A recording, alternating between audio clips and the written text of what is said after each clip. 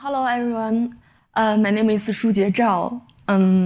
Today I will present our paper titled Stealthy BGP Hijacks with uRPF filtering. This is a joint work with Haya Schulmann.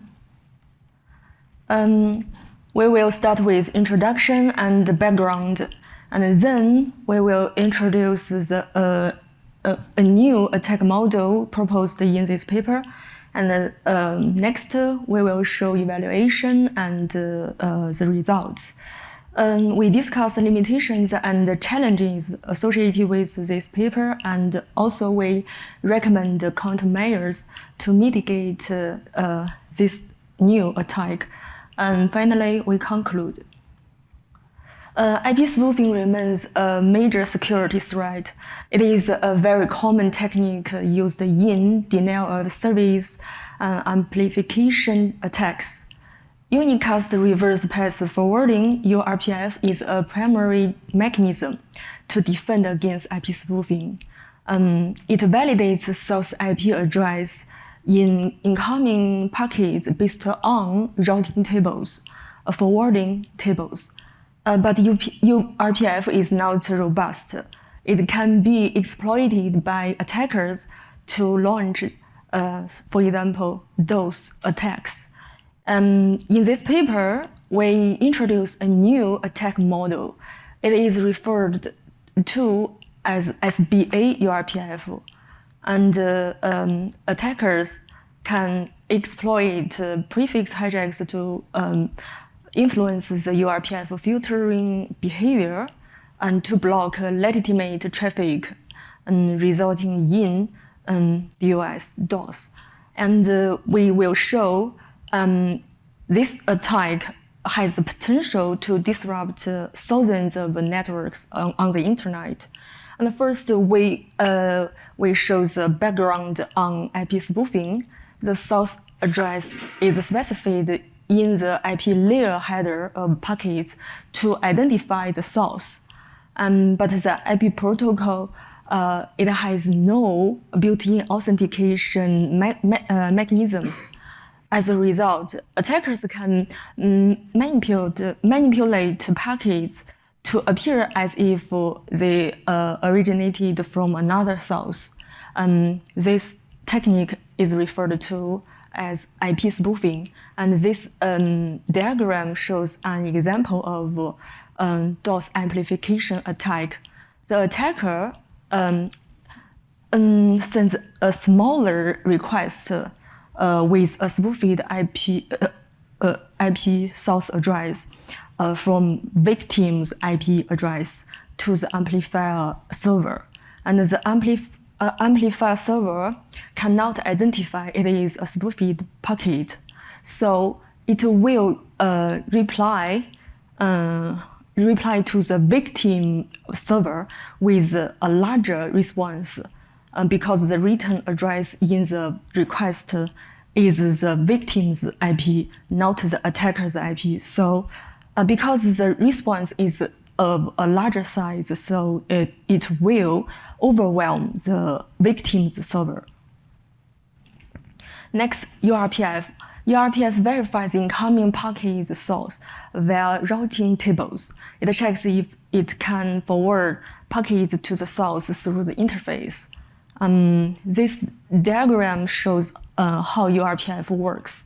AS7 deploys uRPF, and AS5 is a network controlled by attacker.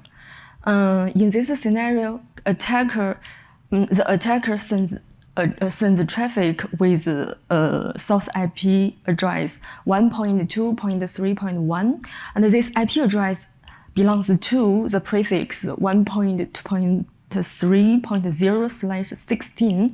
This prefix is it belongs to AS1. So AS1 can initiate a BGP router for this prefix, and the routes can travel through two AS paths to AS7. One is through AS3, and another is through AS2 and AS4. So because AS7 cannot see any routes from AS6, so the traffic, the spoofed traffic through AS6 to reach AS7 will be discarded by the uRPF. So uRPF has 3 common modes: the strict mode and feasible path and loose. So in feasible path mode, it is very flexible and it allows traffic. If, for example, in this scenario, the routes can be observed through AS3 and also through AS4. And in feasible path uRPF, the traffic can be allowed to accepted through AS3 and AS4. So then BGP routers exchange reachability information across autonomous systems using BGP protocol.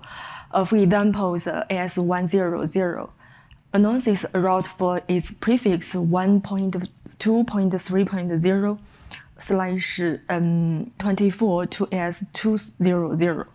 And any 2 autonomous systems in BGP, they have different BGP relationships. BGP customers and they pay BGP providers for traffic transfer, and BGP peers, and they can exchange traffic for free. And BGP providers, they provide transfer service for customers. And then we introduce 3 basic concepts in BGP. The first one is a value-free routing policy. In this policy, the autonomous system is not allowed to forward the routes learned from its provider or peer to another provider or peer. And the second one is route preference. Upon receiving a BGP routes for the same prefix, routers select the best one for forwarding, for example, based on local preference.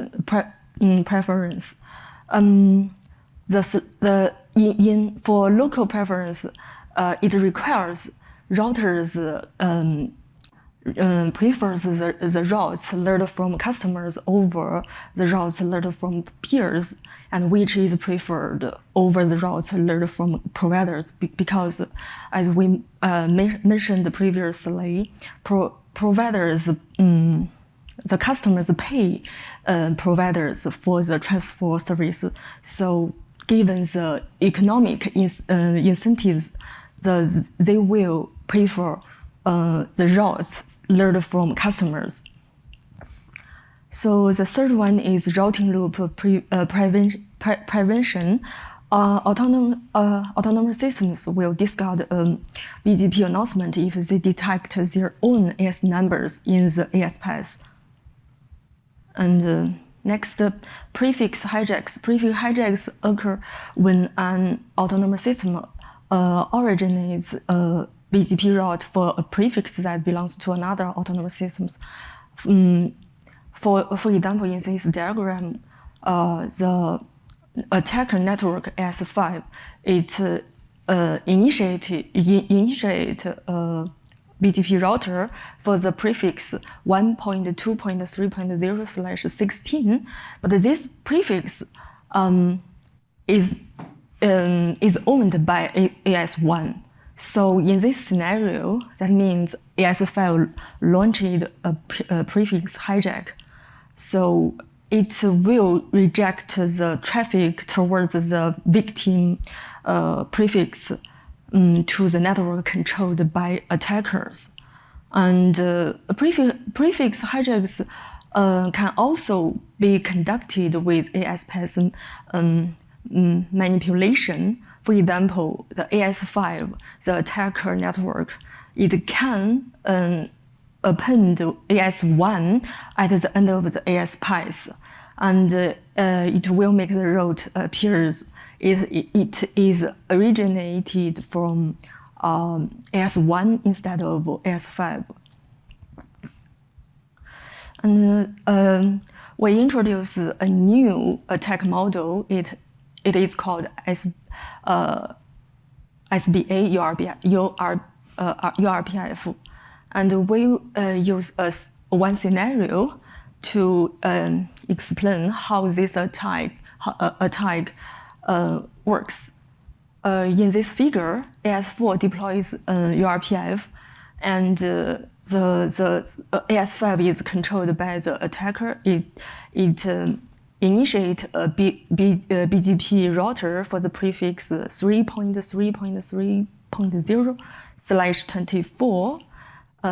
This prefix belongs to AS3, and the attacker also appends AS4 to the end of the AS path.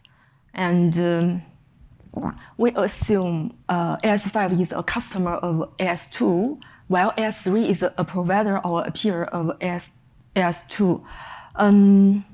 Based on local preference, AS2 will select and forward the route from AS5 to AS4 because we mentioned previously, the AS2 prefers the routes learned from its customer instead of the routes learned from a provider or a peer. So it will select and forward the route from AS5. And when this bogus route reach AS4, AS4 will identify its AS number in the AS path, so it will drop this route.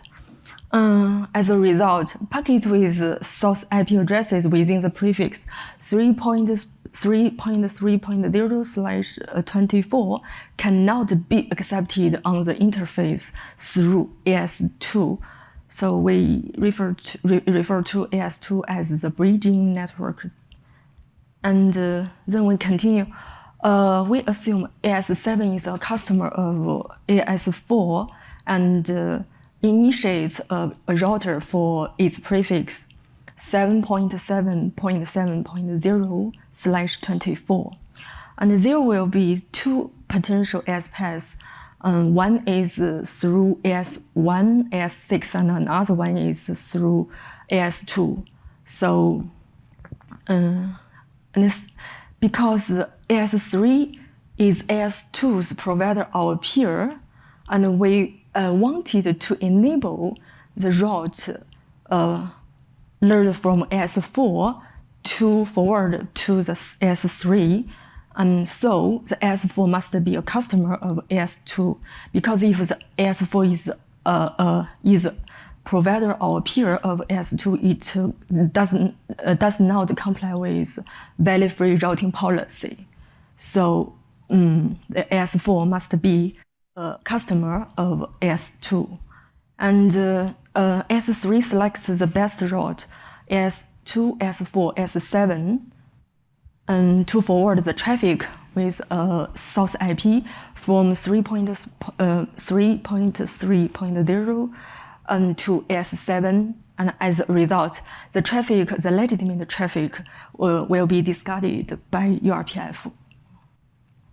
So in summary, this attack have three major properties. One is it is very targeted because it needs to append the AS number of the targeted uRPF-enabled network to the end of the AS path to trigger routing loop prevention. So this attack is specifically tailored to each uRPF-enabled network, and the impact is not at a global scale. It just impacts the targeted uRPF-enabled network as well as its downstream customer networks.